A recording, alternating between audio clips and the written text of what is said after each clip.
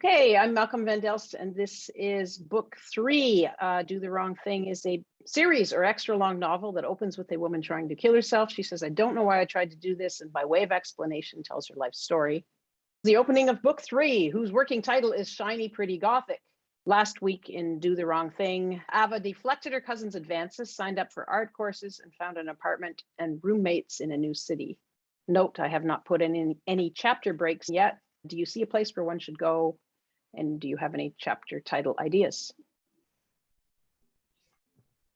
I can't remember who did it first. Pierre is gay, but Beth used to be a stripper, so it could have been either. Walking around naked becomes a thing in our apartment. I begin to believe, and when I say believe, I mean I don't question or think about the logic behind it. That while my repressed Catholic family wore clothes, everyone else in the world didn't when they were in their own houses. I completely forget about visiting high school friends, my 3 years in Birmingham, or the fact that TV and movies don't show naked people casually sitting around their living rooms. It's some sort of pendulum swing in my faith, I guess, away from Catholicism. I mean, if you can accept the virgin birth and the resurrection, why not everyone in the world hanging around naked in their houses and not telling anyone? Pierre studies Quebecois culture at the University de Relise. He wants to get a government job when he finishes, something I cannot fathom. Civil servant, even in the field of culture, that's as far as he can see? I thought all gay people were visionary. Beth is a waitress and an art student. She's not gay, she says, but she only dates women.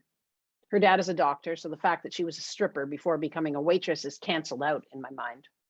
She's not skanky, poor, a farmer's daughter with no self-respect. She's a rich person bucking the system, trying out a different way of living and not putting a judgment on work like stripping.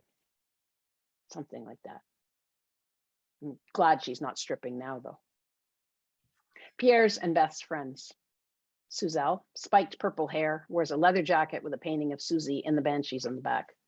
Lance, long blonde hair, an opera singer. Marcella, a mass of dark brown curls cut super short on one side and chin length on the other. She's from Spain, studying French at Affinités University. Olive, mousy hair that hangs limply to her shoulders. She's Marcella's friend. There's nothing interesting about Olive. Pinched face, tiny high voice, and an aspiration to be a translator. Wally, lighter brown hair like Marcella's, shaved on one side. A hairdresser, originally from a reserve in Manitoba. He wears long, pointy-toed boots, tights, and an assortment of brightly colored, oversized shirts. He smokes constantly, though not when we all pile into Beth's bed, where we lie together, hugging and laughing. I almost feel like I belong. That's impossible. I should have $200 in my account. The teller updates my bank book and shows me. Withdrawal, $75. It's your student loan, she says. But I need that money for rent, I cry. They can't just take it out of my account without telling me. Did you move recently? She's patient. She's dealt with people like me before. You were probably sent notices at your old address. I stare at her, feeling the sting of water behind my eyes.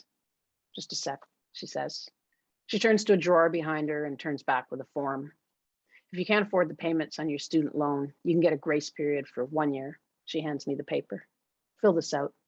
You won't have to make payments and your loan won't accrue interest. I blink back the wetness and stare at the form. What about now? I plead with the teller. My rent is due. I'm sorry, she says. Can't you reverse the withdrawal? I try again. How can they take my money without my consent? They have your consent, she sighs. You gave it to them when you got the loan. It hits me like a ton of bricks. I know that's an overused metaphor, but what else hits that hard? A runaway freight train? My father's fist the day he beat me up. Mr. Fern's words when he told me I could write. My mom's no when I asked her to sign financial papers saying she and Dad weren't supporting me. Beth told me the government would help me pay my rent. I was elated. What a great government.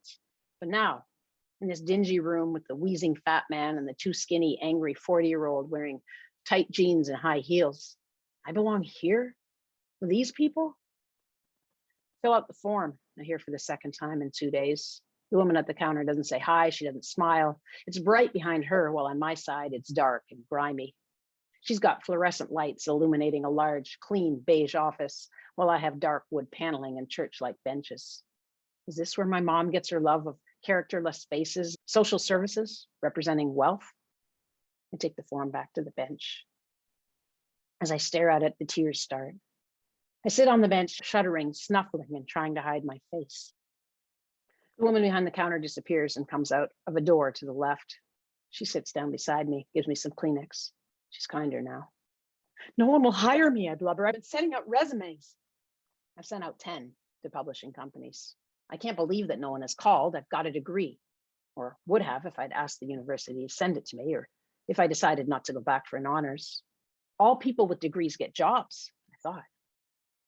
I cringe when I remember what I wrote as an objective on my resumes, seeing the penguins in Antarctica. I thought it was cheeky, that people would laugh. I wasn't even thinking about penguin books when I wrote that, but now realize any publishing company has probably heard that joke a million times. The woman at the welfare office is sympathetic. You'll be okay, she says. Fill out the form and you'll get a check to help you pay your rent. Once you have a job, let us know, okay? A tight, sharp pride comes up inside of me. If I hadn't cried, I wouldn't be getting money. I'm not a real welfare bum. I'm using the system. Yeah, I'm using the system. I look sideways at the woman. I'm glad I cried.